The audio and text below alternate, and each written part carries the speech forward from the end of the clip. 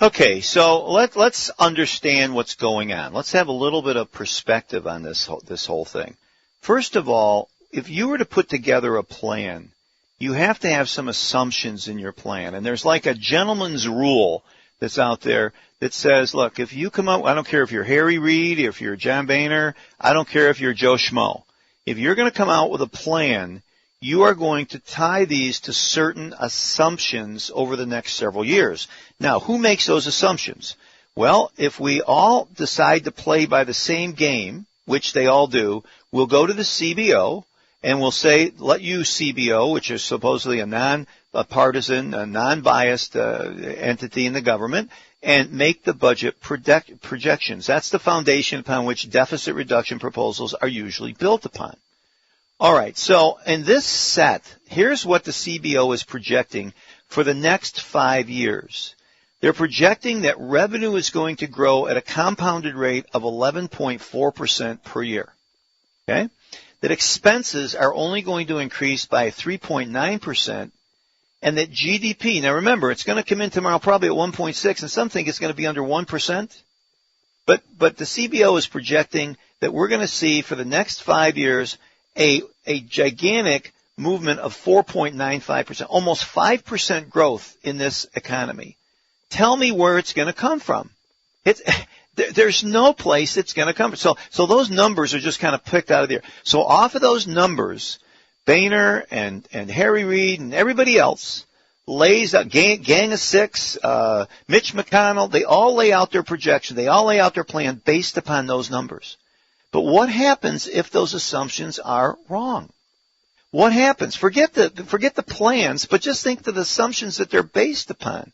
So assume, let's say that GDP is not 5%. Let's say it's half of that. It's 2.5. And so GDP growth at 5%, at 2.5 instead of 5. Now remember, revenues are tied to GDP. So what they're saying, unless you put some big gigantic tax plan out there, which is not going to happen, you're going to see a reduction. If you have a reduction down from 5% down to 2.5, you're going to have your revenue, which is slated to grow at a compounded rate of 11.4, drop down to about 5%. Okay, down to about 5%. And then you're taking a look at expenses, and your expenses that, okay, so leave it at 3.9, but it's been growing at twice that over the last several years. So what happens if we just cut the GDP in half and we cut the revenue in half? Then the additional cumulative deficit in the next 5 years, on top of that 14.3 trillion, would be another $2.7 trillion, just based upon a little bit of number changing. If you're too optimistic and it doesn't work out, I don't care if your plan is Boehner, or I don't care, because all the rest of them just fall away. Every one of them falls away. So you start with the CBO. But this has been going on for a long, long time. Let's take a look at the origins of this whole debt situation. It goes back to World War I. This is when it first started. This is when the debt limit was first starting. Because the first 125 years, Congress authorized each sale of Treasury bonds to pay for a specific project. In other words, if we were going to build the Panama Canal, there were bonds that were floated for that. Now, the Treasury also faced restrictions on the kinds of debt it could issue. But what you had was the size of government was getting a lot bigger. You were going into the onset of the war, and so this old manner of handling public debt all of a sudden became obsolete. So in 1917, Congress gave the Treasury a lot more flexibility as to how much debt it could sell and in what form. Then they further simplified the law in 1939. This was on the eve of World War II. Congress gave the Treasury almost an unlimited power to decide what securities to sell and how best to manage a nation's debt. Of course, that was subject to an overall cap. You see this cap. But that limit didn't really pose any problem to Dwight David Eisenhower, the president back in the 50s, because in July of 1953, Ike asked, and this was a Republican-controlled Congress, to raise the debt limit from $275 billion to a whopping $290 billion. That's what we do in a day, isn't it? Something like that. From $275 billion to $290 billion. Now, his party controlled, but they didn't get around to passing that increase until a year later. And you know what they gave him?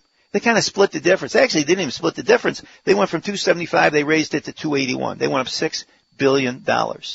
And so what they wanted to do is they wanted to send a message. What they did was they said, you want to raise it? Fine, we'll raise it, but keep it on the low side. Okay.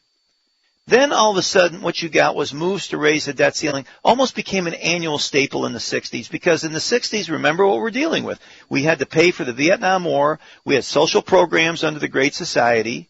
And so this is almost every year we saw this coming into play. And yet Republicans and Southern Democrats used the debt ceiling request to attack the Kennedy and Johnson administrations, as many of them also voted to boost spending. So, I mean, it was a verbal, but yet they would boost spending. Then we got into the 70s. In the 70s, all of a sudden, political challengers, they kind of a lot of times used the debt limit as a launching pad to attack the incumbents. But nobody paid attention. Nobody read about it. Nobody knew what it was all about. It was just out there. Then we get to 1979, and that was kind of the tipping point. That was when Congress gave in to President Jimmy Carter's request to raise the limit. But it wasn't until, and this is where it started, this is where the Democrats introduced this little tidbit. Treasury Secretary warned seniors, if we don't raise it, you may not get your Social Security check. We've heard that before, haven't we? Well, this was first introduced by Jimmy Carter back in 1979. So this veiled threat has almost become a time-honored tactic, but not just for Democrats. Republicans did it also. Then we get Dick Gephardt. Okay, who could ever forget Democratic Representative Dick Gephardt? Because what he did is he created a rule. He got a rule passed that made debt ceiling increases automatic each time Congress passed a budget that exceeded the cap. Okay, so we exceed the cap. It's automatic. No problem. We just go up. And so Bill Frenzel, who's a Republican congressman from 71 to 91, said Gephardt felt people are just wasting their time because, look, you're going to increase it anyway, so just make it a rule. Debt ceiling's a joke. Nobody really cares about it. So they did. Now, when we take a look at that debt ceiling, right, it didn't hurt the rule. The rule didn't, as far as lawmakers are concerned, we saw this debt limit. It started moving higher and higher. And then what we saw, the debt limit almost tripled in 20 years to $879 billion by the end of the Carter presidency in January of 1981. Now, what's interesting is because despite the Gephardt rule, Congress continued to bicker over the debt ceiling. And you hear the White House warning of default, like we're hearing now, and then Congress would drag it out, and Treasury would take extreme measures. It was just a game. It continued to be a game. And each time the government borrowing costs got closer, the ceiling was raised, but there was the 11th hour, and it was always good television or good radio, and as the New York Times called it, it was good theater. Then we had the 1985 battle, and that was when they passed two new rules. In 85, they passed two new rules to give the Treasury more authority to kind of use tricky maneuvers to stave off default. Future Treasury secretaries in both parties are now using the new authority to full effect. Here we have Tim Geithner right now, who has been in default for the last couple months, but he's been robbing the federal pension plan to stay out of it.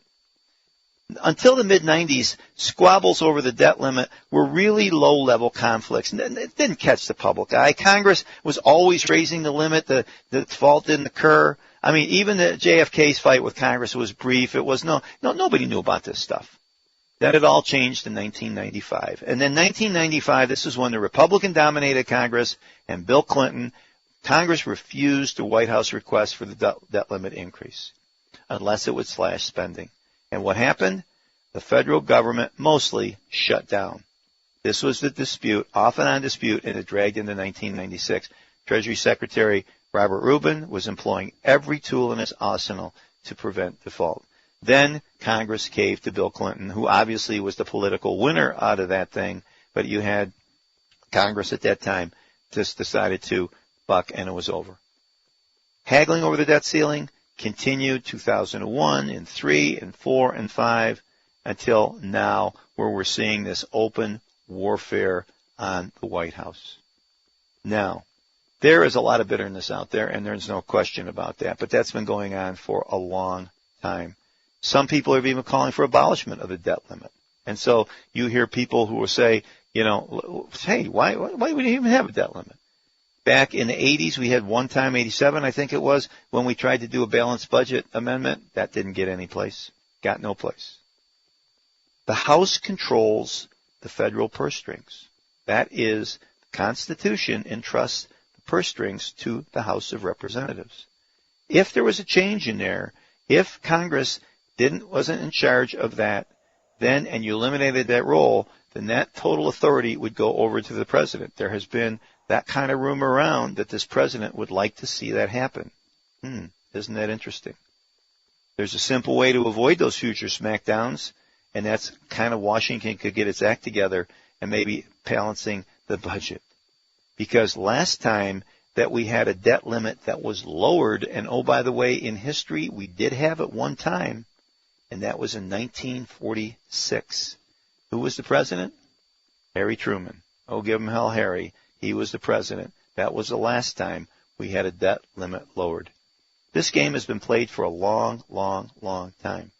But again, we are at a point where we've never been before because we're talking about over a $14 trillion deficit that is getting escalated every day, much greater, much dramatic. But now you know the history of how it all came about. Interesting, wasn't it? Stick around. We got a little bit more. So the question is, what is all this political theater about? Is it the sincere but misguided activity of the Republicans? That's one possible explanation. And if it is that, are they aware of the possible unintended consequence, which is what I wrote about? Because no president can simply let the power of the United States disintegrate because it doesn't have any operating funds to pay its bills or redeem debt coming due. So the way it redeems bonds that come due is by issuing new bonds. But if you got a debt ceiling, you can't issue the bonds. So what is the unintended consequence? Since the president can't permit the country simply to collapse and the national financial system to collapse, he will simply use the Bush presidential directives, national security directives, executive orders that are already on the books, set aside the debt ceiling, and continue to issue debt. And so the consequence will be that the power of the purse passes to the White House from Congress, just as the power to declare war has passed from Congress to the White House. And so the U.S. Congress becomes a non-entity like the Roman Senate under the Caesars. So that is a far more dangerous thing to the United States than additional debt. So I wanted to make Republicans aware that they didn't want to get too carried away with their agenda, however valid they may believe it to be, and produce such an unintended consequence. Then, as you noted, I pointed out that there could be an intended consequence. All of this theater may simply be a way to slash the social safety net. Obviously, no one could come out and say, we're going to slash the social safety net. The Republicans couldn't. Obama couldn't. But if they can create in the media, as they have done, and in the public mind and the mind of the rest of the world, that there's this huge crisis of default and collapse, and that the only way out is to cut the social safety net, then it's a way to achieve a political agenda that could not otherwise be achieved. And I don't know that that isn't what's going on. I also don't know that it is what's going on, but it could all be an intended consequence, with Obama playing the role that he's boxed in by the Republicans, and either we have to have U.S. government default and collapse of the dollar and the financial system of the world, or he has to take the least worst alternative and cut the safety net. So that may be going on. And I was just trying to make people think about this outside the box that's imposed on their thought by the financial press and the media, which is dealing with this purely in terms of the theater.